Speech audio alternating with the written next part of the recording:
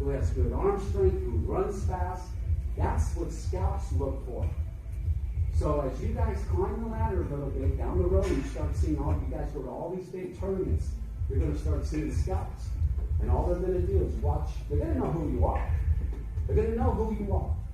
Now they're going to watch you, and then they got to put your name in these boxes, and then they're going to check these boxes off. And if they like you, they put their name on there, and they send it into the organization. Pretty soon you might get a call in senior year, you're signing for $2, $3, $4, $5 million because you put the work in. I've seen guys with so much talent, and the guys who didn't have the talent, the kid who had a lot of talent, the guy who had a lot never made it. The guy who had to work every day, he's the guy that makes it.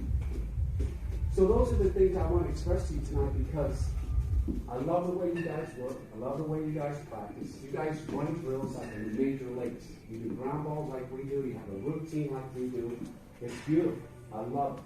So, tonight, when you guys are in those cages, you got to practice. You got to practice like you're in a game. You're doing teamwork, soft toss, live hitting, whatever it is.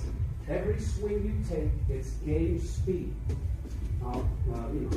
This stuff here. Yeah, buddy. Hey, yeah, today at school. That ain't going to get you better. When you guys go to practice and you got 5 swings on that tee, visualize freaking Jared Weaver throwing the ball to me or Scherzer firing a 97-mile-an-hour fastball. I'm going to drive it right back at it. 5 swings that way. You don't have to tell nobody who you're thinking about or who's pitching against you. It's you competing against yourself when you're practicing. That's the stuff that I try to instill in your kids. Because once you get to where I'm at, they do that every single day. These guys work. Because I always tell everybody, one thing is hard to get there. It's another thing, it's hard to stay there. We got 700 kids in the minor leagues trying to take 26 jobs away in the major leagues. 700. There's only 26 guys on a Dodger roster during the ball game. You know how lucky I am? There's 30 major league coaches at third base in the world. 30. I'm one of those guys. 30. You think I'm going to let somebody take my job? No chance. If they do, the Dodgers, I feel, are in pretty good shape.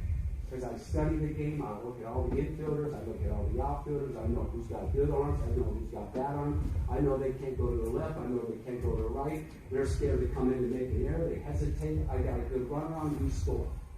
All that stuff. That's my job, to present to the player. And in the game, we want to win. And I know you guys want to win. You guys, every time I watch you, you're in the final game when you win the tournaments.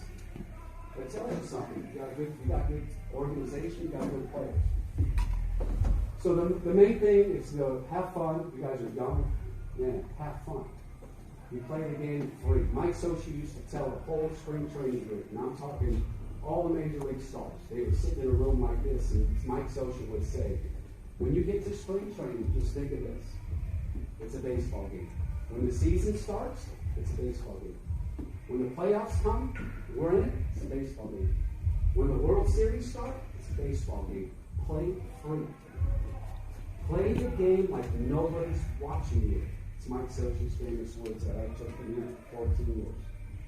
Play the game like nobody's watching. When you guys are in your backyard and you're playing, you don't make mistakes. You're having fun. You play free. And all of a sudden, you get tense, you're in a game, all of a sudden people are watching, and you start to think. That comes being not prepared for me. Trust me, when you're on the Dodger Stadium and on the infield, you don't see the fans because you're so focused on that hit and that pitcher and that ball being hit to you. So play free, have fun, and you want to win. I mean, that's the bottom line. Development, coaches do a great job developing your skill set. My main thing here, you do good in school, you go to college, you get signed as a minor league player, you play in the big leagues, you play 10 years or more, your family and your family and your family, you should take care of them and they'll never work another day in their lives. Trust me, that's how much money you're going to make. It's going to be gold in your pocket. They're going to hand out millions and millions of dollars to you. If you want it. You don't want it? You want to be a fireman, a police policeman, doctor, whatever, great. Go be that person. And you want to be the best there. If you're going to make $1 million. I make more than the President of the United States coaching third base for the Los Angeles Dodgers. Isn't that crazy? It's crazy money. They give you money to be the best. Now, anybody have any questions? I know I can ramble on. I know you guys got practice. I can talk forever. Anybody? Parents? If you have anything? You guys, don't be afraid. You guys know who I am. Got anything? Work habits? Practice? Break? No. Yeah, you're good. Anybody? Coaches? Hey, what's up with the MLB lockout? You think they're going to come to an agreement soon, or what do you think? Yeah. I think spring training is going to be maybe pushed back 2 weeks. Oh, yeah? So we'll show up at the end of February to beg and go get and dream the dream. Because you guys are the future of baseball right here. You guys are good. You guys got talent. Now, how far are you going to let that skill set develop? It's not over here. It's not your buddies at home. It's not your buddies that you play games with. The more they have you on the TV, the more they're going to bring you down when you're playing those games. If you did your push-ups and set-ups and your homework and you cleaned your room and you took ground balls, you went to practice, and you got 30 minutes to get on the TV and play some games, go for it.